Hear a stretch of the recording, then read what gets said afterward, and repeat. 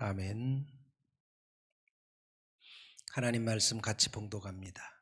믿음은 바라는 것들의 실상이요 보지 못하는 것들의 증거니 선진들을 이뤄서 증거를 얻었느니라. 아멘. 요즘에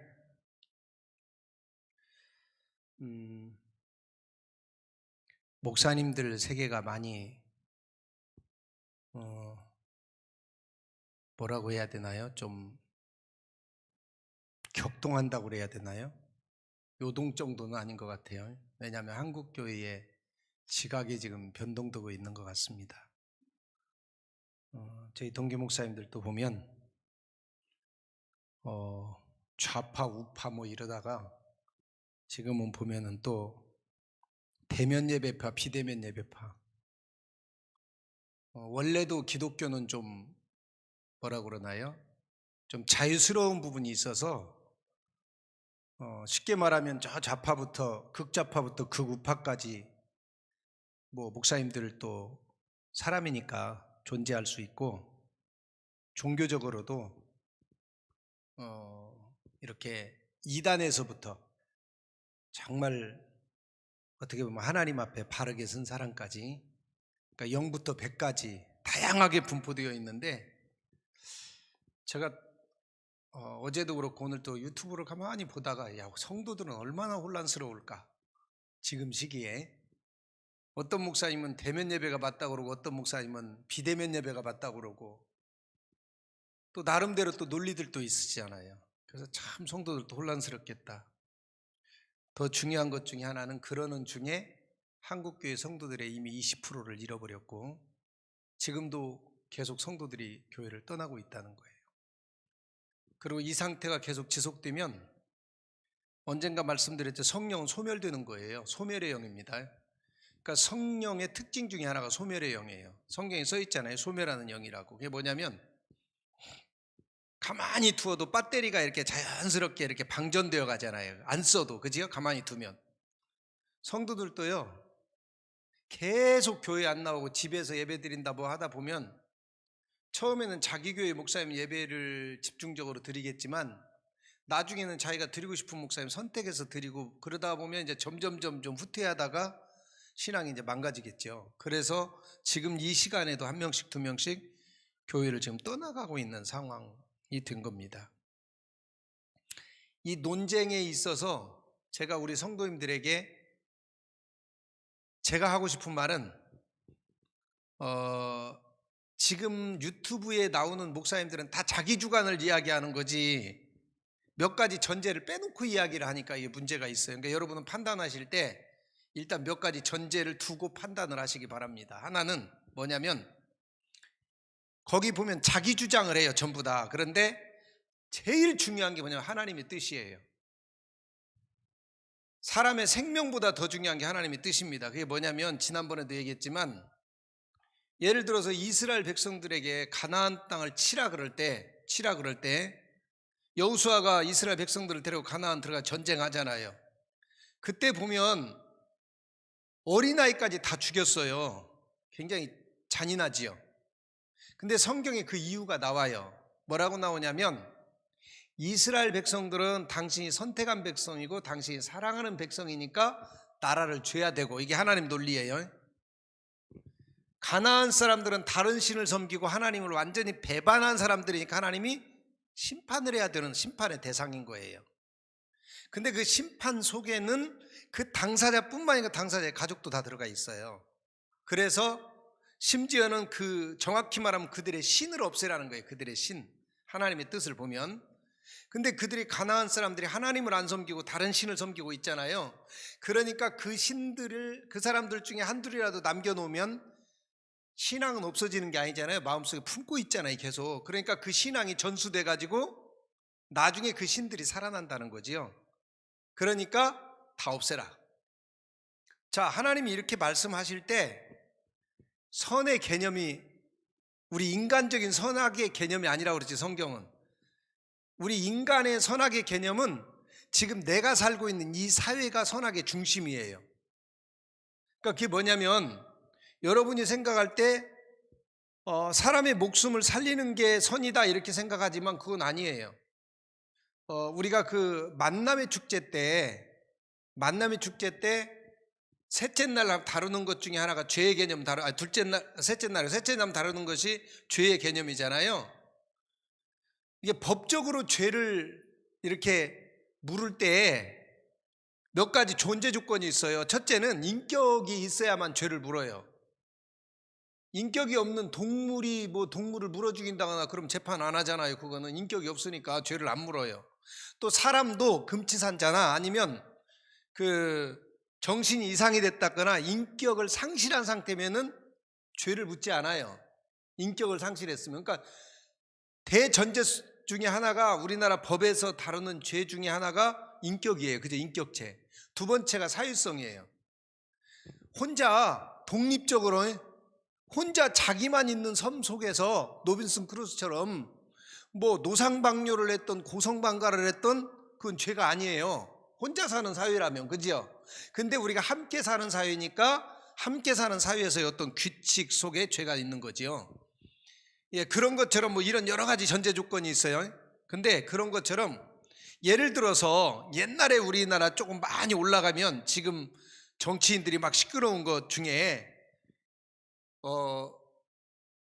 우리나라 대학생들이 평양 축전에 어떻게 모르게 가가지고 거기서 막 하니까 우리나라에서는 방공법, 무슨 법이라고 그래요? 그 법에 이렇게 저촉이 돼가지고 유죄 판결을 받을 수밖에 없지요. 근데 북한에서는 그 똑같은 행동을 가지고 뭐라고 그랬어요? 그게 김일성을 찬양하는 거니까 북한 정권을 찬양하는 거니까 거기서는 환영하고 영웅 대접해 주지요. 그래서 그쪽에서는 영웅 칭호받고 여기서는 처벌받고.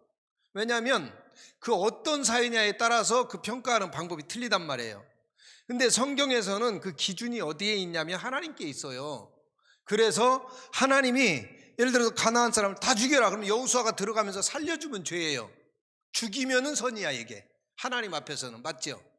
그렇기 때문에 하나님의 뜻이 어디에 있냐. 막말로 지금 이 전염병이 하나님이 주신 병이다. 그러면 여호와 증인들은요, 여러분 아시죠? 양심적 병역 거부. 우리 목사님들은 그걸 굉장히 저기하게 우리 동창도 쓴 분이 있어요. 이거 좌빨이라 그런 걸 허락했다 이렇게 문정부가. 그런데 저는 그렇게까지 보진 않아요. 왜냐하면 여호와 증인을 알으니까. 여호와 증인을 제가 옛날에 들어가서 이렇게 연구하고 1년 동안 성경 공부하면서 이렇게 보니까 양심대로 살기를 원하는 거예요. 하나님 앞에 받은. 근데 그들은 교리적으로 실제로 어떻게 믿고 있냐면, 자, 하나님이 이 A라는 사람을 지금 심판하려고 그러는데 교통사고로 죽게 하는 거예요. 차에 치여서 피가 싹 빠져나가서. 근데 여기다 대고 내가 헌혈을 하는 것은 하나님의 뜻을 내가 뭐 하는 거예요? 고역하는 거라는 거예요. 그리고 총을 안 들어요. 왜 안 드냐면 이 나라의 그 사람들의 교리가 그래요. 교리가 지상천국이에요. 뭔 말인지 이해 되셨어요? 지상천국이니까 이 땅에서 우리가 어떻게 했냐, 하나님의 백성을 전도해서 하나님의 백성을 삼고 그들을 사랑해서 이 땅을 이루어가야 되는데 총으로 쏴 죽이는 건 하나님 뜻이 아니라는 거예요. 그러니까 이 집총 훈련하는 건 하나님 뜻이 아니니까 나는 총을 안 들겠다는 거예요. 제가 그 훈련 받으러 훈련소에 딱 들어갔는데 우리 소대장이 그러더라고요. 지금 똥통에 두 놈 들어가 있다고. 뭔 얘기인가 들어보니까 여호와 증인이 둘이 왔는데 훈련을 거부한 거예요. 집총. 그러니까 들어오자마자 여호와 증인이니까 너 여기 줄 서. 그러니까 안 쓴 거예요. 그러니까 그냥 그대로 빼가지고 헌병대로 데리고 가서 애들이 어떻게 난대요. 그러니까 똥통에다 집어넣은 거예요. 고개만 나오게 이렇게 진짜로. 군대 이렇게 군인들은 이게 단체 가지고 하는 데니까 큰 그 수고에다 진짜로 인분 속에 집어넣고 고개만 내놓은 거예요. 이 사람들이 이틀을 도와두든 3일을 도와두든 그 자리에서 죽어도 총은 안 잡아요. 하나님 뜻이라고 하니까. 그러니까 여호와 증인들은 자기 신념대로 가는 거예요. 그러니까 우리가 그냥 그건 반드시 좌빨이니까 그랬다 이렇게 말할 것은 아니에요. 그들의 신념이니까. 제가 말씀드린 건 그거예요. 그렇다면 보세요. 지금 이 전염병 사태가 먼저 이게 하나님의 심판인지 아니면 우리에게 오는 어떤 고난인지 뭔지에 따라서 이게 달라져야 되는 거예요. 이 전제가 하나 있어야 되고, 저는 이게 맞다 틀리다가 아니에요. 대면 예배다 온라인 예배가 맞다 이게 아니라 요 전제 조건 속에서 모든 목사님들도 판단을 해서 해야 된다는 거고, 그 다음 전제 조건 두 번째는 자, 대면이다 비대면이다라는 것을 이렇게 할 때 이건 일방적으로 정부가 만들어낸 거예요. 일방적으로. 그리고 정부가 일방적으로 교회에 지시를 한 거예요. 이건 뭘 말하냐면 정교 분리를 떠나서 일단 정부가 종교를 마음대로 할 수 있다라고 생각하는 거고, 지금 현재. 그리고 예배까지도 중단해라 마라 그냥 하잖아요, 상의하기 전에. 그렇다면 예배도 우리가 통제할 수 있다는 개념이 정부 속에 들어있다는 거예요. 이런 전제들을 버리고서 어떤 주장을 하는 것은 좀 주장에 약간의 좀 문제점이 있다는 뜻으로 제가 지금 말씀을 드리는 거예요. 이건 국가가 예배까지도 마음대로 할 수 있다는 사상이 깔려 있는 거예요. 비대면 예배라는 단어 속에. 그 부분이 하나 있고, 또 하나는 이 속에 목사님들, 대교회 목사님들이 지금 영적 포퓰리즘 속에 들어있다는 거예요. 그게 뭐냐면 굉장히 많은 성도들이 지금 우리 한국교회 성도들의 80%가 온라인 예배 찬성자들이에요. 그러니까 온라인 예배를 반대하면 성도들이 떨어지는 거예요. 목사 인기가 떨어지는 거예요. 그냥 그 자체가. 그래서 대교회 목사님들 중에 여러분 방송에 나와서 온라인 예배 드리면 안 됩니다 하는 사람 있어요, 없어요? 없어요. 과거에는 그분들 가운데 순복음교회가 드리는 그 영상 예배를 다 비판하던 분들의, 이게 제가 볼 때는 그래요. 근데 지금은 안 한다. 이거는 뭐냐면 영적 포퓰리즘이 이미 깔려 있는 거예요. 그러니까 진실로 본인의 신학이 그렇다면 여호와 증인들처럼 뭐 저도 뭐라고 안 해요. 온라인 예배를 주장하든 대면 예배를 주장하든 자기 신학대로 가는 거야. 누가 뭐라고 하겠어요. 그러나 만에 하나라도 영적 포퓰리즘이 깔려 있다 그러면 이거는 문제가 있는 것이고, 또 하나는 역사성을 무시해서는 안 돼요. 우리가 유튜브 예배에 대해서. 그게 뭐냐면 지금까지는 제가 이제 좀 이렇게 목사님들이 전제로 먼저 좀 보고 나서 저분이 주장하는 것이 요것들을 고려한 것인지 아닌지는 전 유튜브를 보면서 그걸 봐요. 먼저 보면서 그걸 봐요. 아, 저분은 요 부분을 놓치고 요 부분을 가지고 가는구나, 이렇게 해서 보는데, 예배에 대한 것도요. 보세요. 맨 처음에는 예배를 어떻게 드렸냐면, 자, 아브라함 예배가 기본이지요. 물론 아담 때 나와서 그의 아들들이 예배를 드려요. 어떻게? 단을 쌓아놓고, 그죠? 돌로 단을 쌓고 재물을 잡아서 그 불태워서 예배를 드려요. 처음에는 그걸 제단 예배라고 그러지요. 제단 예배를 드렸어요. 아브라함 이전부터, 누구부터? 가인과 아벨 때부터 아브라함 쭉 거쳐서, 그러다가 이게 성막 예배로 정착이 돼. 하나님이 모세를 통해서 성막을 주셔요. 성막 예배로 드리다가 솔로몬 시대에 오면서 성전 예배로 하나님이 전환을 시켜줘요. 그래서 규모가 커지고 성전. 그러나 여기까지는 이 예배의 핵심 중에 하나는 뭐냐면 두 가지가 있는데, 하나는 장소적인 의미가 굉장히 크고 하나님이 정해준 그 한 장소여야 돼요. 그 다음에 또 하나는 예전적인 의미가 커요.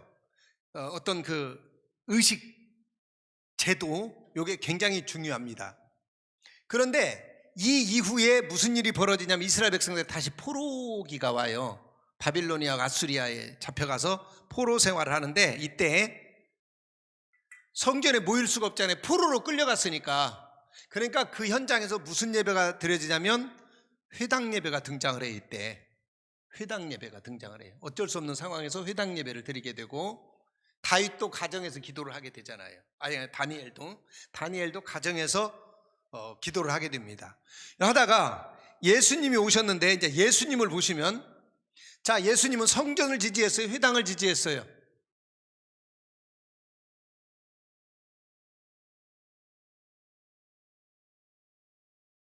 너무 어려운 질문 했나요? 자, 그러면 이렇게 봐요. 예수님이 성전 가셨어요, 안 가셨어요? 예배 드리러.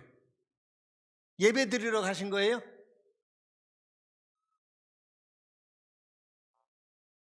예수님이 제물을 들고 가서 제사 드렸어요, 안 드렸어요?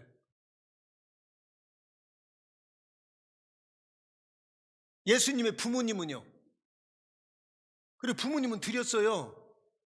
부모님은 드렸는데 예수님은 제물을 들고 안 가셨어.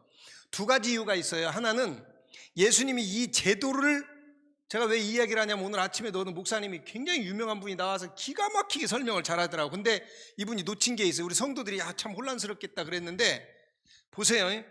예수님이 제사를 안 드린 이유는 이걸 부정해서가 아니에요. 그분이 그렇게 설명하더라고요. 회당이나 성전을 부정해서가 아니라 예수님 자신은 예배를 드릴 필요가 없는 분이에요. 예수님 자신이 무슨 말인지 이해하세요? 예수님은 회개의 제사도 드릴 필요 없고 속죄제나 속건제를 드릴 필요가 없는 분이에요. 그분은. 그리고 우리 히브리서에 답이 나왔었잖아요. 그죠?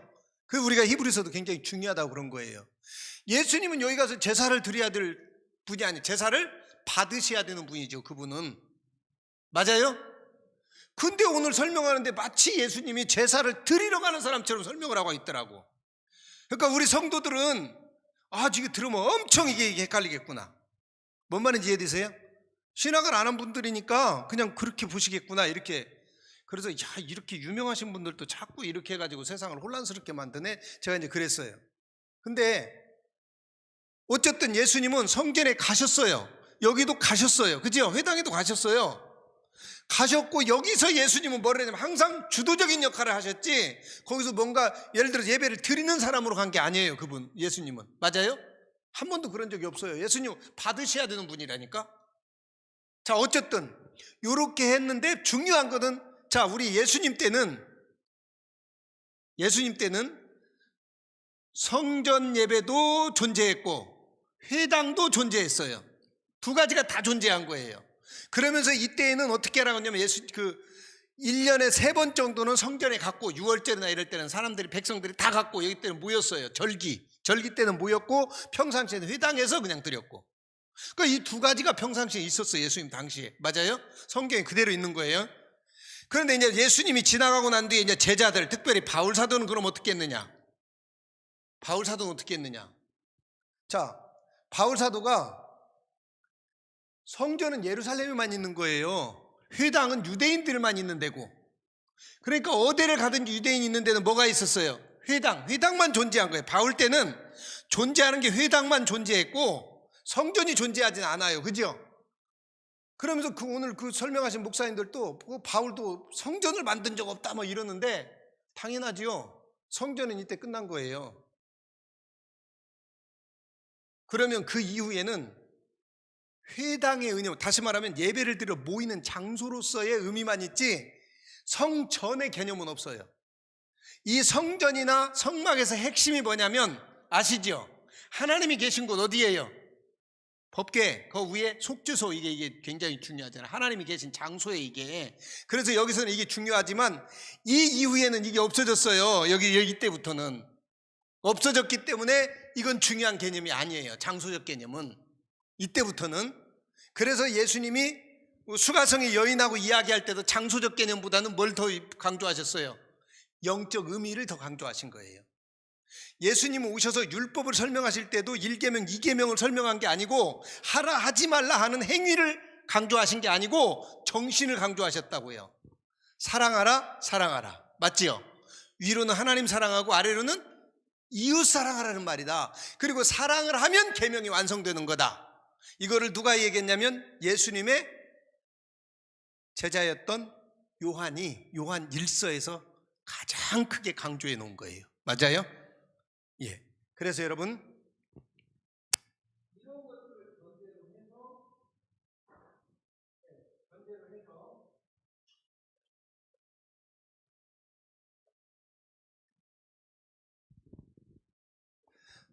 이런 것들을 전제로 해서 성경을 봐야 되고 또 이런 어떤 예배에 대해서도 우리가 봐야 되는 거고 이게 이제 시대에 따라서 쭉 변동이 와서 얘가 이렇게 먹먹해요. 답답하네. 좀 소리 좀 올려줘 봐요. 이게 올라와서 지금 시대에 와가지고는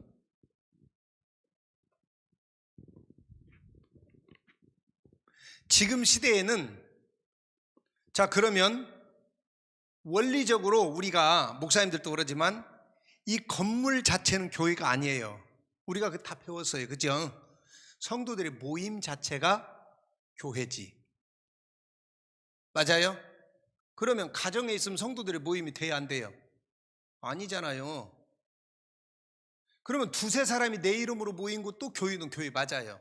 근데 오늘날엔 교회가 둘로 존재하는 거예요. 소그룹 교회하고 이미 제가 십몇 년 전에, 한 15년 전에 우리가 셀교회를 설명하고 한국교회 지표를 할 때 한국이 앞으로 이렇게 간다라고 이미 전제하고 말씀을 드렸는데 그대로 지금 된 거예요. 뭐냐면 대구로. 우리가 말하는, 이건 쉽게 말하면 예배당을 말하는, 예배당에서 드리는 그 예배, 대예배를 말하고, 우리가 말하는, 흔히 말하는 대자 붙인 예배를 말하고, 요거는 각 가정에서 드리는 셀 모임, 쉽게 말하면 구역 모임, 이런 것들을 말해요. 그러니까 여기도 교회고 구역도 교회고, 더 작게 말하면 두세 사람이 내 이름으로 모인 곳에는 교회예요. 우리 식구끼리 예를 들어서 세 식구가 있는데, 세 식구가 저 알라스카라 아무도 예수 믿는 사람 없는 데로 갔어요, 셋이서. 그럼 셋이 예배 드리면 교회 아니에요? 그것도 교회인 거예요. 그러나 중요한 게 있어요. 핵심이 뭐냐면, 여기서 중요한 게 뭐냐면, 중심이 내가 아니에요. 항상 기억하셔야 돼요. 하나님의 뜻이 중심이고, 하나님의 뭐가 중심이에요? 인도하심이 중심인 거예요. 하나님이 만들어진 상황이 중심이에요. 그래서 지금 비대면 예배가 맞냐 대면 예배가 맞냐, 자꾸 저한테도 그런 질문들을 하시는 분들이 많이 있어서 제가 말씀드리는 거예요. 이거를 전제로 보고 이 역사 속에서 본인들을 판단하라는 거예요. 그리고 목사님들도 이런 거를 다 고려해서 내 신앙이 이게 맞다 해서 이걸 가는 건 상관이 없는데, 상황이 이러니까 자기 신앙을 바꾼다, 이건 잘못된 거예요. 왜 그러냐면, 오늘 이제 나와야 또 우리가 가면 이거 아주 잘못된 게, 왜 그러냐면 신앙의 핵심 중에 하나가 고난입니다. 그게 뭐냐면 핍박받는 것이 신앙의 핵심이에요. 신앙에서는 핍박을 빼면 신앙이 성립이 안 돼요. 어디에든지 똑같아요. 오늘 이제 보면 히브리서도 결론이 어디로 가냐면 고난으로 가요. 이제 오늘부터 그쪽으로 전환이 돼요. 보시면 이제 먼저 10장, 우리가 지금 뒷부분 보고 있잖아요. 10장 뒷부분 봅니다. 우리가 지난주에 26절 부분부터 보면서 짐짓죄에 대해서 이야기했어요. 짐짓죄.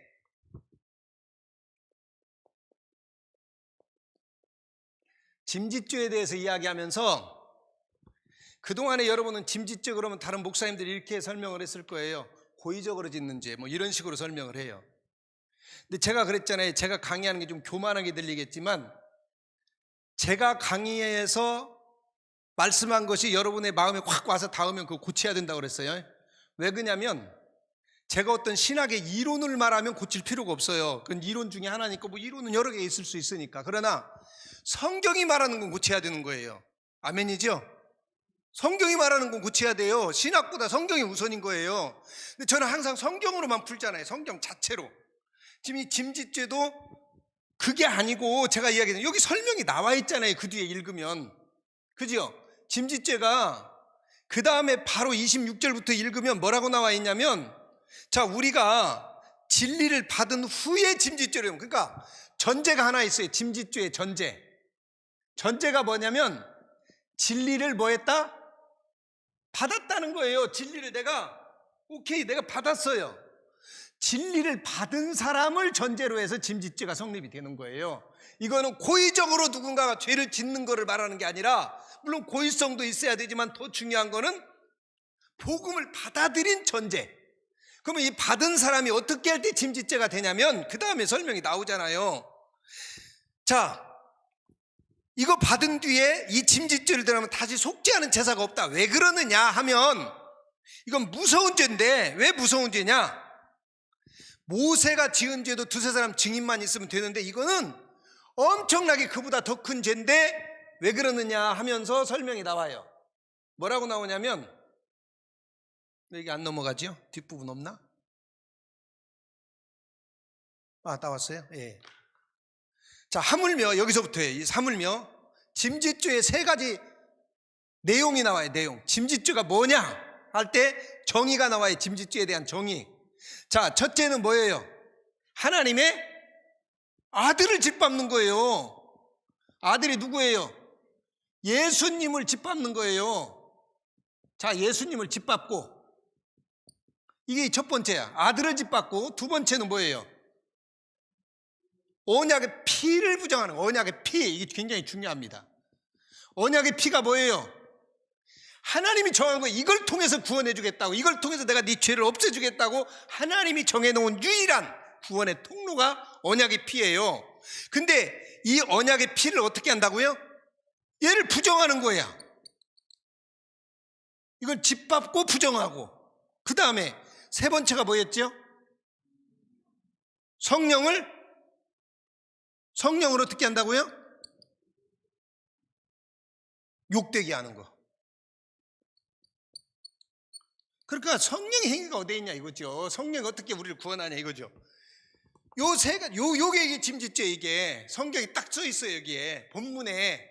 근데 목사님들이 왜 자꾸 뭐 고의적인 죄 그러냐면 성경을 계속 보고 성경을 보면 답이 나오는데 성경을 강의하는 게 아니고 설교를 준비할 때 자꾸 주석만 보니까 어느 주석가가 얘기 보면 이 구절을 설명하면서 이렇게 써놓고 이렇게 써놓은 것들 중에서 자기 마음에 드는 걸 취사 선택해서 자꾸 전하니까 고의적으로 짓는 죄다 이렇게 말하는 거예요. 물론 고의성도 있겠지만 고의성보다 더 중요한 게 짐짓죄의 핵심이 뭐냐면 진리를 받았던 사람이 받았다가 예수의 피가 옳다고 하다가 이렇게 주장하는 거예요. 왜 이렇게 주장하느냐. 여기 뒤에 굉장히 중요한 배경이 하나 있어요.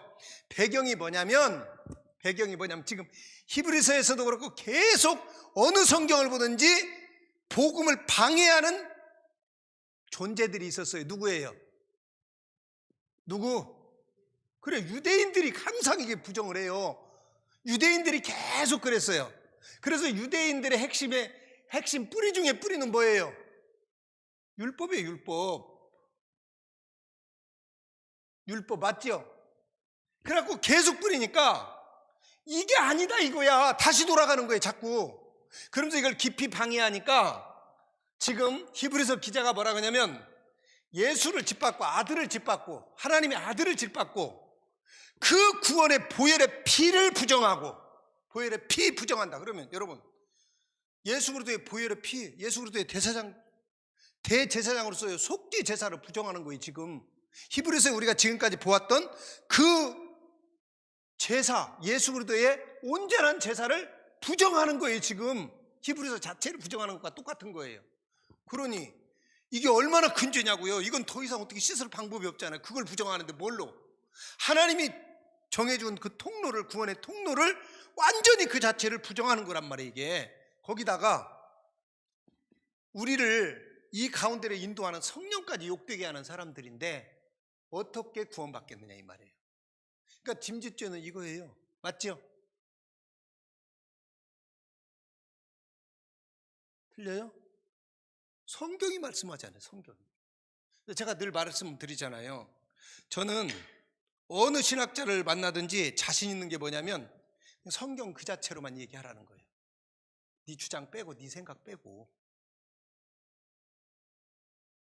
학문은 여러 가지 주장을 해볼 수가 있는 거예요. 그래서 논리, 그러니까 내가 어떤 결과를 유출해내는 이런 그 과정들을 우리가 논리라고 그러잖아요.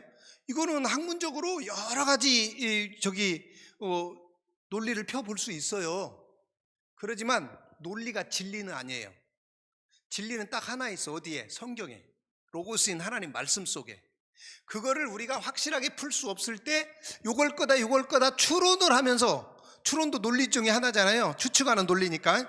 그렇게 추론을 해서 어떤 결과들을 도출을 해볼 수는 있는데 그래도 결론이 하나님 말씀에서 뒷받침을 해주지 않으면 그건 그냥 하나의 논리일 뿐이에요.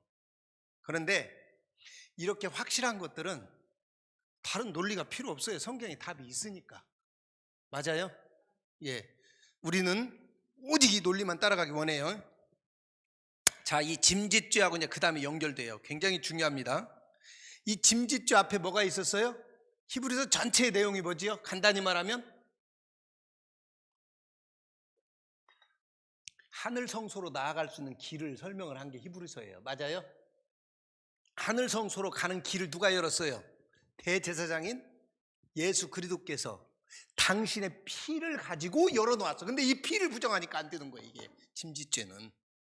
자, 그러면 짐짓죄 이전에 지금 뭐가 있었냐면 하늘 성소로 가는 보혈의 피, 그냥 여러분 머릿속에 기억하세요. 그리고 났는데 짐짓죄는 그걸 부정하는 게 짐짓죄. 아주 간단히 말하면 고집 부리는 죄가 아니고, 더 정확히 말하면. 그리고 그 다음에 이제 뭐라고 나오냐면, 성경은 이어지는 거니까 내용이, 그 다음에 보면 이렇게 말을 해요. 굉장히 중요한 말 나와요. 이제 31절까지는 그 얘기고, 그러니까 결국은 심판받을 거라는 거고, 이 죄를 짓는 사람들은, 짐짓죄 짓는 사람은 32절부터 연결되는 거예요. 우리 성경은 끊어놨지만 계속 연결되는 말이에요. 자, 전날에 아주 이전에 너희가 빚을 받은 후에, 빚을 받은 후가 뭐예요? 그렇죠. 이 진리의 보혈의 피 받고 이게 구원의 길, 이 진리, 이걸 받은 후에 고난의 큰 싸움에 견디는 것을 생각하라. 이게 이제 핵심이에요. 히브리서도 사실 이것 때문에 쓴 거예요. 어떻게 보면 기자가 진짜 하고 싶은 말이 이제 나오는 거예요. 앞에는 대전제고 진짜 하고 싶은 말. 그럼 뭐냐?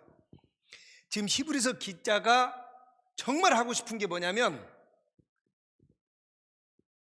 자, 맨 앞에 짐짓죄 앞에 뭐가 있었다고요? 하늘 성소 보러 나아가는 길, 하늘 성소로 가는 길을 설명했어요. 이게 뭐예요? 그냥 결국은 보혈이에요. 그냥 간단히 말하면 십자가의 보혈이에요. 예수 그리스도의 십자가의 은혜로, 이게 예수님이 만들어 놓은 길. 근데 이거를 부정하는 게 짐짓죄라고, 아주 쉽게 말하면, 그죠? 이게 부정하는 게 짐짓죄. 자, 여기 이 설명을 이거 지우겠어요. 다른 거 중요한 거 써야 되니까. 자, 그 다음에 더 중요한 거 봐요. 이렇게 했는데 히브리서 기자가 여기 짐짓죄를 이야기한 다음에 또 연결해서 또 무슨 얘기를 하냐면, 이 얘기를 한 다음에 과거에 고난의 큰 싸움을 했대요.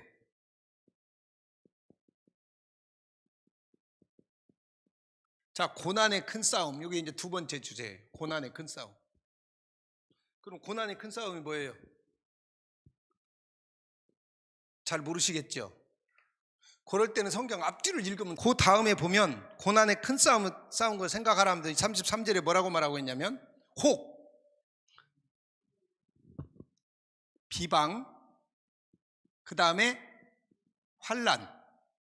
그러니까 예수 믿는 이런 것 때문에 엄청나게 많은, 여러분 세상 사람들이 욕먹는 걸 예수 믿는 사람이 두려워해서는 안 돼요. 초대교회 때부터 지금까지 예수 믿으면 어느 나라에서 예수를 믿든 간에 그냥 욕은 바가지로 먹는 거야. 여기도 지금 보면 이 유대인들한테 욕 엄청나게 먹었고 환난도 당했고 심지어 구경거리 되고, 구경거리 됐다는 게 뭐예요? 조리돌림했다는 뜻이에요. 우리말로 하면 많은 사람들이 예수 믿는 거다 저거, 그래갖고 막 쫓아내고, 심지어는 뭐 또 했냐면 그거 보면 재산도 뺏었어요. 그죠? 34절 소유까지 빼앗겼다니까요. 재산까지 다 뺏긴 거예요. 지금도 휴교국가에서 예수 믿으면 이런 나라 많이 있어요. 그러니까 자, 여기 보면, 자, 구경거리 됐지, 심지어 재산도 빼앗겼지. 이 뭐냐면 예수를 믿으면 정상적인 삶을 살 수가 없었어요. 제가 언젠가도 얘기했지만 왜 예루살렘 교회가 네 것 내 것 없이 재산 팔아서 함께 썼냐면, 예수를 딱 믿는 순간에 가족이 유산 안 줘요. 여러분 같으면 여러분이 유대인이야 지금. 근데 우리 가족 중에 한 사람이 이단인 그리스도교를 믿는데 그 사람들이 생각할 땐 이단이잖아요. 그죠? 아니 예수님이 살아계실 당시에, 그리고 예수님이 막 지나갔을 때 지금처럼 세계가 기독교가 퍼지고 뭐 그런 때가 아니잖아요. 그런 상황에서 내 식구가 우리 유대교가 아니고 신흥 종교인 기독교를 믿는다는 거예요. 그러니까 가족에서 축출시키는 거예요. 당연히 유산 주겠어요, 안 주겠어요? 안 주죠. 호적에서 지우지요. 그러니까 생활하기가 힘든 거예요. 예수 믿는 사람 핍박하고 심지어 죽이고 막 했잖아요. 그런 상황에서 사도행전 2장에 유무상통이 생긴 거예요.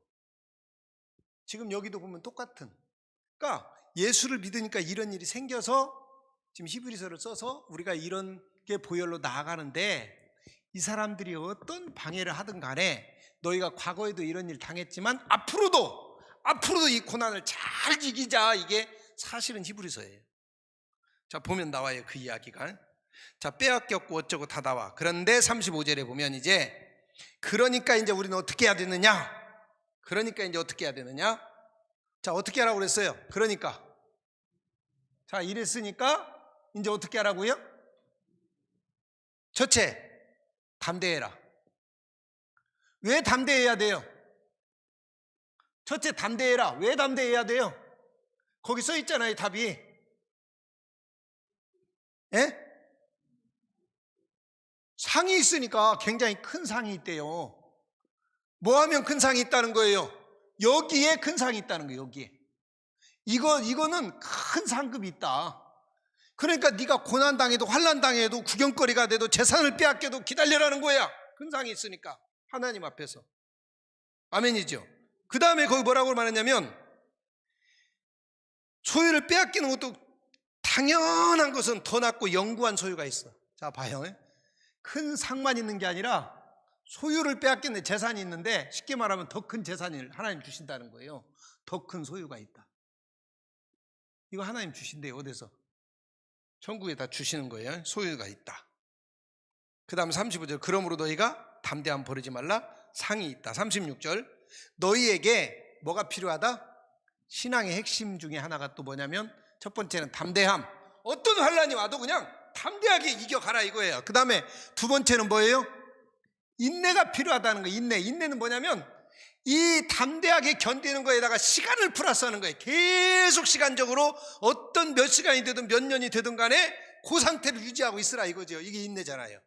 자, 인내를 필요한데 인내가 필요한 거예요. 필요. 그 말은 무슨 말이에요? 지금 이 환란이 바로 끝나지 않는다는 뜻이에요. 여러분 우리 기독교도 지금요 구경거리 비방거리 되고 막 별의별 욕을 해도 사실은 이게 바로 끝날 일은 아니에요. 자, 보세요.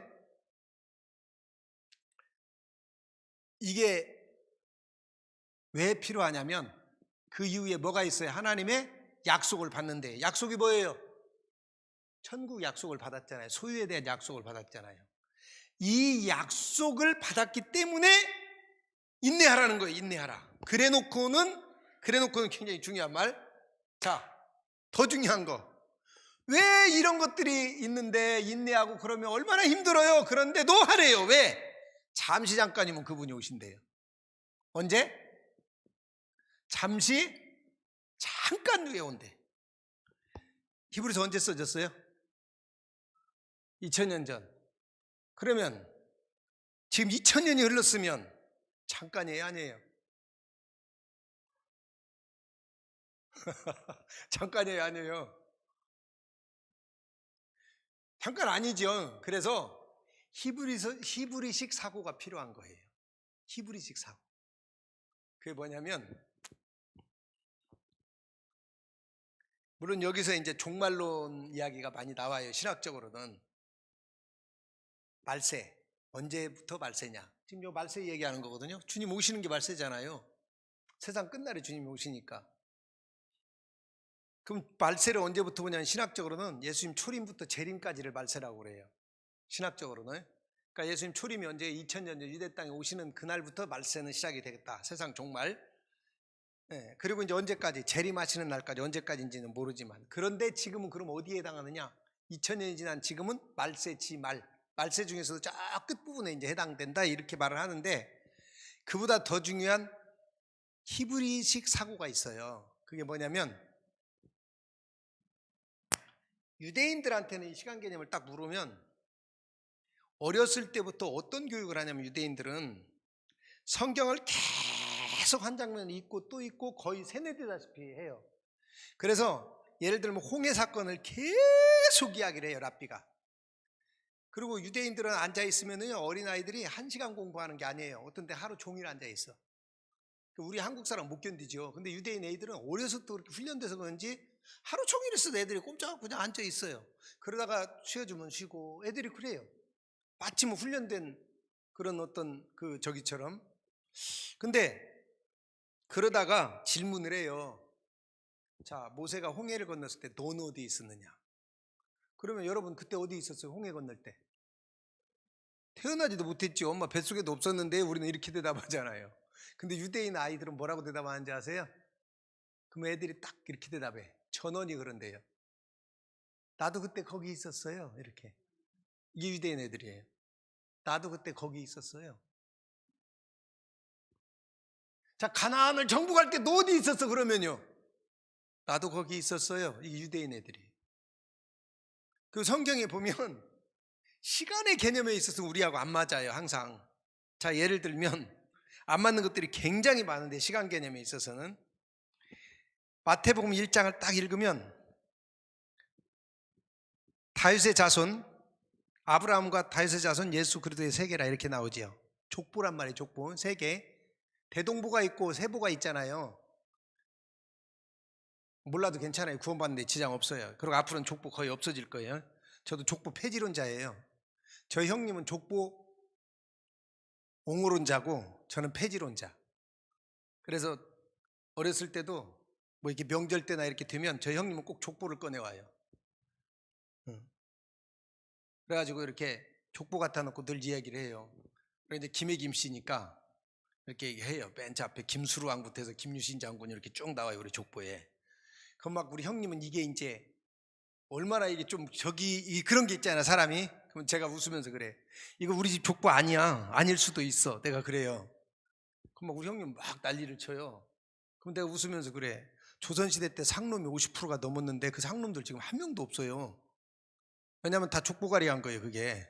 그러니까 우리 이것도 족보가리 됐는지 몰라요. 형하고 나하고 한번 보세요. 어떻게 김유진 양하고 닮았어요? 내가 그래요. 그러면 막 우리 형님은 난리가 나요. 뭔 말인지 이해되세요? 근데 그 족보에 보면, 유대인 족보에 보면 이렇게 돼 있어요. 누구부터 누구대까지 14대, 누구부터 누구까지 14대, 누구부터 누구까지 14대 이렇게 돼 있죠. 맞죠? 예. 그게 반응을 해줘야 제가 이야기를 하죠. 여러분 모르는 것 같으니까 하기가 그렇잖아요. 그러면 14대, 14대, 14대. 그래서 실제로 성경을 들고 이제 어떤 목사님들은 또 이거 맞춰봐요. 또 맞춰보면 맞아요, 안 맞아요? 안 맞아요. 어떤 때는 막 16대가 나오고 이게 안 맞아. 14대가 아니야. 이게 유대인식이라 그렇다니까요. 유대인들은 아까 말한 대로 아브라함도 내 조상이고 다윗도 내 조상이에요. 그리고 다윗도 우리 할아버지고 아브라함도 할아버지야, 그냥. 심지어 유대인들은요, 물도 민물, 짠물이 구별이 없어요. 그냥 물이야, 물은. 그러니까 바닷물도 물이고 민물도 물이에요. 그래서 바다하고 호수 구별이 없어요, 이 히브리 단어에. 그러다 보니까 갈릴리 호수라고도 나오고 갈릴리 바다라고도 나와요, 우리말에. 왜냐하면 단어가 하나니까 이걸 호수라고도 번역했다, 바다라고도 번역했다. 근데 확인을 해본 결과, 우리 사모님이 확인해 본 결과 이건 호수예요. 우리 사모님이 거기 가더니 불을 밭을 보더라고. 밭을 보더니 민물이네 그러는 거예요. 안 짠 거예요. 근데 왜 그러냐면 갈릴리는 호수예요. 그 밑에 사해바다는, 갈릴리에서 내려가는 그 물, 사해바다는 바다가 맞아요. 짠물이죠. 그럼 완전히 소금바다예요. 거기가 소돔과 고모라 있던 그 지역이니까. 그래서 거기는 뭐 완전히 막 소금 기둥이고, 바닷가도 보면 막 하얘요, 바닷가가. 왜냐하면 소금이 우리나라 바닷물보다 뭐 몇 배가 많더라, 소금 그 함량이. 그래서 너무 많기 때문에 사람이 들어가면 둥둥 떠요. 수영 못하는 사람도 무조건 가면 둥둥 떠. 그러니까 거기 가면 막 누워서 신문 보고, 목사님들 방에 가면 이런 거 있잖아요. 그게 다 사이바다에서 찍은 거예요. 왜냐하면 사람이 그냥 뜨니까. 잠수가 안 돼요. 잠수가 이렇게 달라고 툭 들어가면 공을 물속에 넣은 것처럼 풍 하고 뛰잖아요. 공 물속에 바람 들은 공 넣으면은. 그런 것처럼 사람도 풍풍 올라와요. 제가 잠수해봤는데 안 되더라고. 진흙 풀라고 잠수하면 안 돼요. 발로 이렇게 비벼갖고 들어서 올려야지. 근데 어쨌든 이 히브리식의 생각, 사고에는 시간 개념이 우리하고 다른 거예요. 이해가 되셨어요? 많이 달라요. 그래서 여기부터 여기 14대 그러면 딱 14대가 있는 게 아니에요. 똑같아요. 자, 그런 의미에서 잠시 잠깐이라고 하는 뜻이 진짜로 우리가 생각하는 시간적으로 잠깐 후라고 할 수도 있지만, 이 고난의 시간이 사실은 길은 것 같지만 살아보면 잠깐 지나간다, 이런 뜻이기도 해요. 이해가 되셨어요? 여러분 인생 살아보니까 길어요, 짧아요?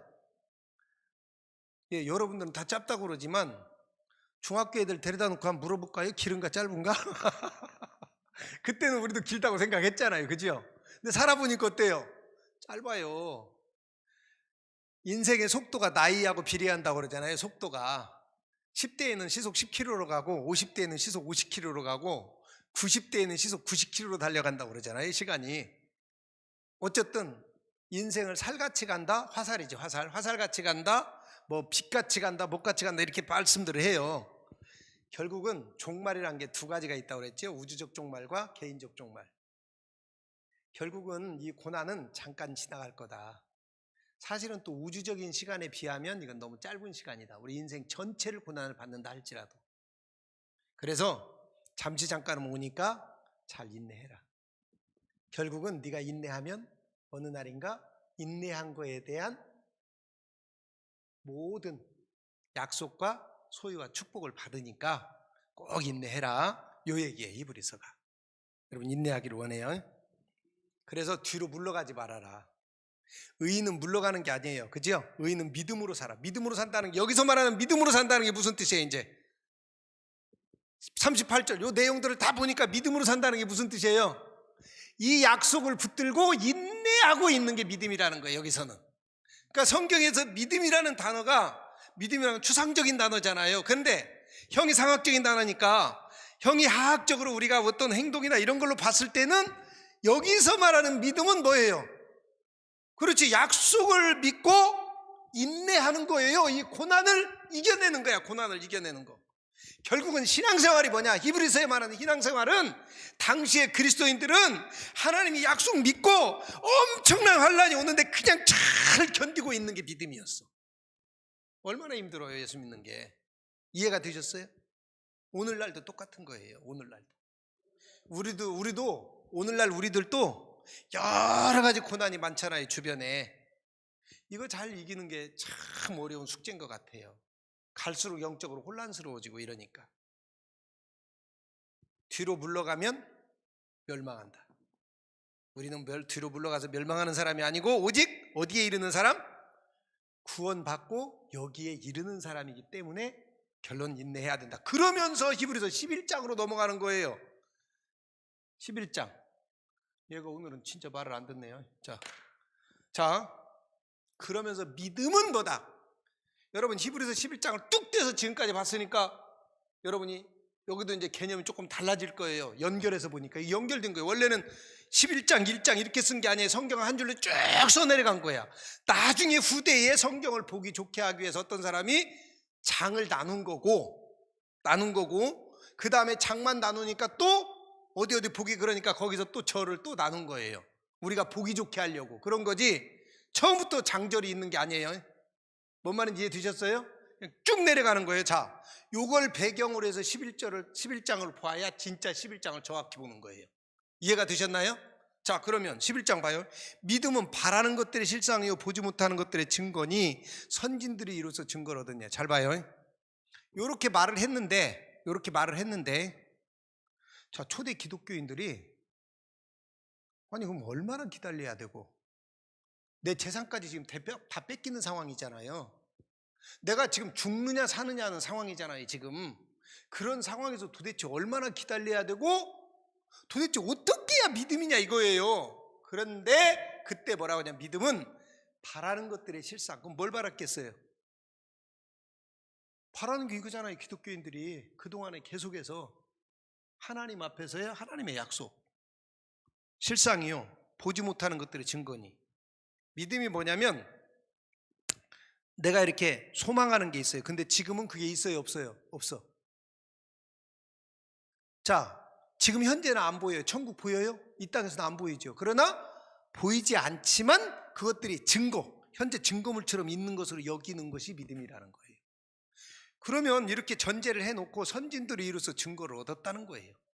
선진들이 그럼 뭘로서 증거를 어떻게 얻었느냐? 이 믿음으로 모든 세계가 하나님의 말씀으로 지어진 줄 우리가 안다. 그러니까 천지를 하나님이 창조한 걸 우리가 어떻게 알아요? 믿음으로 받았기 때문에 아, 하나님 천지를 창조했구나. 그렇잖아요. 그 이야기를 전제로 깔고 지금 뭐라고 말하냐면 보이는 것은 나타난 것으로 말미암아 된 것이 아니니라. 자, 천지창조 우리가 이렇게 보였는데 요거 보이는 것으로 원래부터 천지가 있었던 게 아니다. 그러니까 네 눈에 보이는 것이 원래 근본 있었던 게 아닐 수 있다는 거예요. 요걸 전제로 깔아놓고 뭐라고 말하냐면 이제 여기서부터 하나씩 이야기를 해요. 믿음의 사람들의 믿음과 믿음이 아닌 것을 말하는 거예요. 믿음과 믿음 아닌 것. 자, 그러면 아벨은 가인보다 더 나은 제사를 하나님께 드림으로써 의로운 자는 증거를 얻었다. 근데 뭘로? 믿음으로. 항상 믿음으로라는 표현이 써져요. 여기는 핵심이. 자, 그러면 제사에서 믿음의 제사를 드렸다는 거예요. 누가? 아벨이. 그 다음에 결론만 봐도 돼요. 쭉 간 뒤에. 자, 그 다음에 하나님이 그 예물에 대하여 증언하심이라. 이건 뭐냐면 제사를 받고 안 받고는 믿음의 사람이니까 받았고, 이 말대로라면 믿음의 사람이 아니니까 안 받았고, 이 말이에요. 그래서 믿음이라는 것을 제물을 받음으로써 이 사람 믿음 있는 사람이다 하는 걸 하나님이 증거로서 써먹었다, 이런 뜻이지. 아주 쉽게 말하면 써주셨다, 이런 얘기예요. 자, 그러면서 그 다음에 바로 에녹 이야기가 나와요. 에녹은 죽음을 보지 않고 옮겨졌으니, 믿음으로 에녹은 죽음을 보지 않았다는 거예요. 믿음으로 옮겨졌으니 하나님이 그를 옮기심으로 다시 보이지 아니하였느니라. 그는 옮겨지기 전에 하나님을 기쁘시게 하는 자라는 뭐를 얻었다? 증거를 받았다. 증거 때문에. 그러니까 하나님을 기쁘시게 하는 믿음 있는 사람이니까 하나님을 옮겨놨다는 거예요. 그러니까 지금 히브리서 1장의 전제를 지금 계속 이런 이야기들로 지금 채워주고 있는 거예요. 그러니까 쉽게 말하면 이 히브리서는, 여러분 연역법, 귀납법 있잖아요. 연역법은 먼저 정의를 내려놓고 그 다음에 증거들을 대는 거고, 증거들을 쭉 된 다음에 마지막에 그러므로 이렇게 하는 게 있잖아요. 여기서는 먼저 히브리서 11장 1절에 전제를 깔아놓고 그 다음에 거기에 대한 증거들을 쭉 대는 거예요. 자, 보면 그 다음 믿음으로 노아는 어떻게 했다? 경고하심을 받고 방주를 지었다. 넘겨요. 그 다음에 믿음으로 아브라함은 부르심을 받았을 때 순종하여 장래의 유업으로 받을 땅에 나아갈새 갈 바를 알지 못하고 나갔다.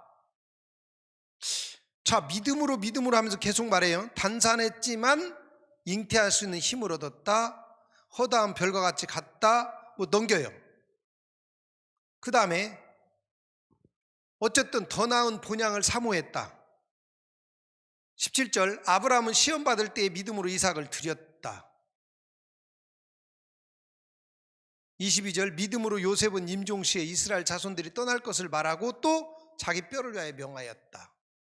그러니까 앞으로 하나님이 우리를 애굽 땅에서 옮겨주실 거니까, 가나안으로 옮겨주실 거니까 그때 내 뼈를 갖고 가라, 이 말 했던 것은 믿음으로 했다는 거지요.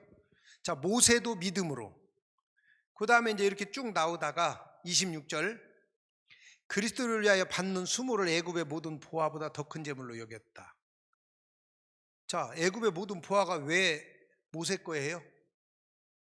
모세가 파라오 자리를 그대로 받았으면 애굽의 모든 보화 왕 마음대로 할 수 있잖아요. 당시에 파라오 마음대로. 그러니까 모세는 파라오의 후계자였다는 걸 성경이 입증하는 거예요. 그러지만 이 자리를 버렸다는 거예요. 왜? 그리스도와 함께 수모를 받으면서 그 백성을 구원하려고 하는 모세의 원뜻이 있었으니까. 그리고 믿음으로 홍해 건넜고, 믿음으로 7일 동안 뭐 해서 여리고 무너뜨렸고, 기생 나압도 믿음으로 이렇게 했고, 넘겨요.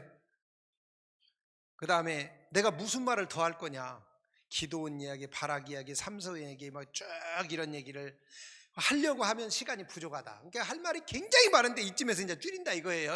그러니까 결론은 지금까지 있는 뭐 모세 삼손 얘기 쭉 믿음의 일꾼들 이야기가 1, 2절을 설명하는 건데, 저를 보세요. 여기 앞에 보세요. 요 이야기에 대한 뒷받침이에요. 그래서 이거에 대한 입증을 하는데 뭐냐면 히브리서 11장 믿음의 사람들이 나와요.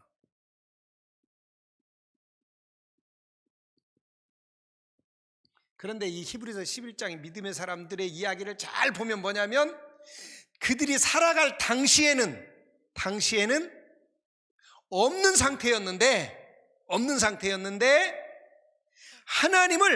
하나님의 말씀을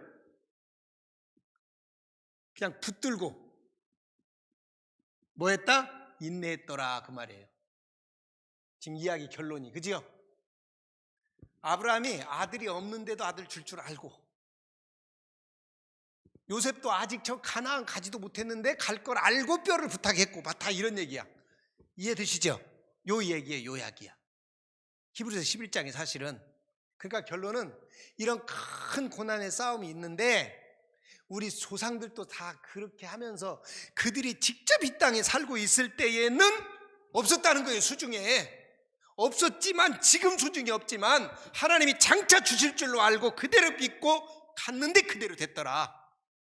지금 너희가 이런 고난을 당하고 비방을 당하고 다 빼앗겼지만 잠시 잠깐 후에 그분이 오시면 너희도 이렇게 받을 거다, 똑같이. 그러니까 믿음의 선진들이 한 걸 보면서 네가 위로받고 믿음을 지키고 인내해라. 이게 히브리서 11장이에요. 아멘이죠? 우리가 생각하던 히브리서 11장이 믿음장 그런 얘기가 아니에요. 조금 틀리잖아요, 조금. 그죠? 자, 그러면서 뭐라고 말했냐면, 그러면서 이렇게 말했어요. 저 더 세게 나가요.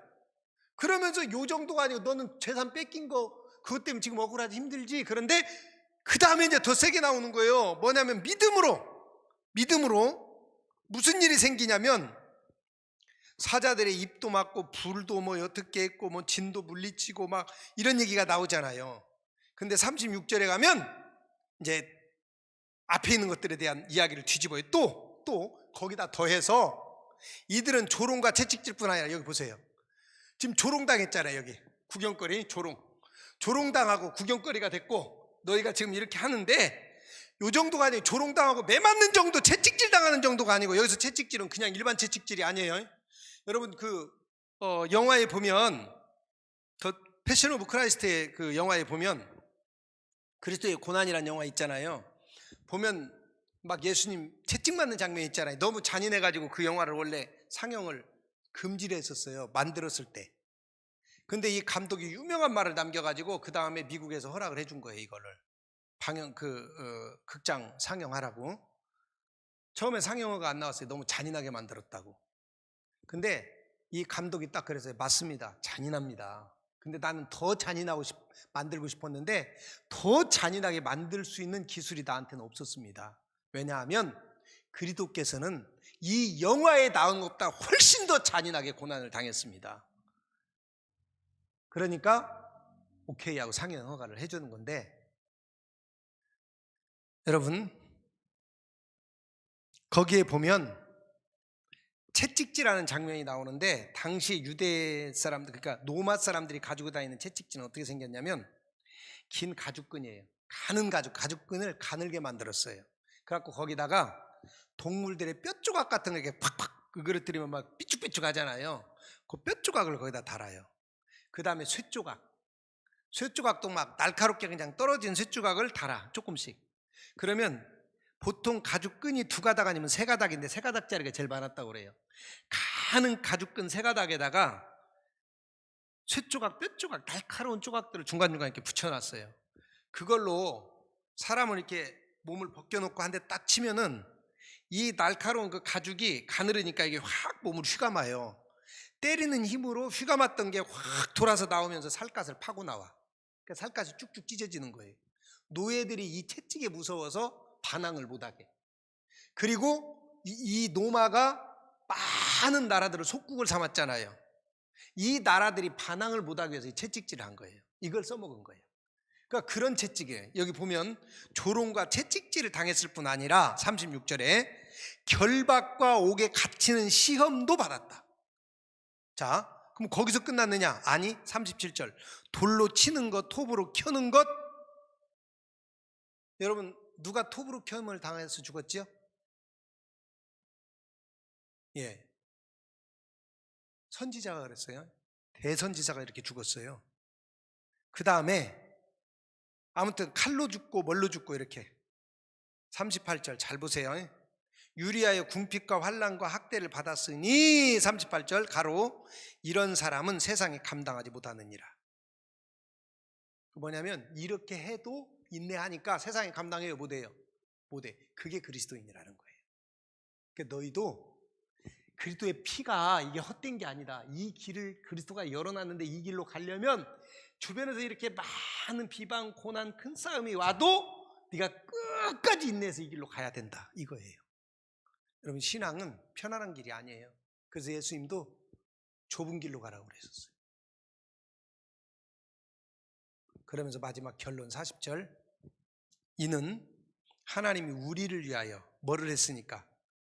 더 좋은 걸 예비하였은즉 우리가 아니면 그들로 온전함을 이루지 못하게 하려 하심이라. 결국은 우리가 이 길로 가면서 하나님이 준비한 이 좋은 것을 받게 하기 위해서 이 길을 열어놓은 거니까 네가 좀 힘들고 고난이 좀 있어도 인내하면서 이 길 가라.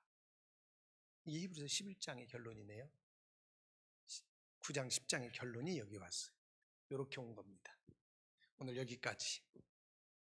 11장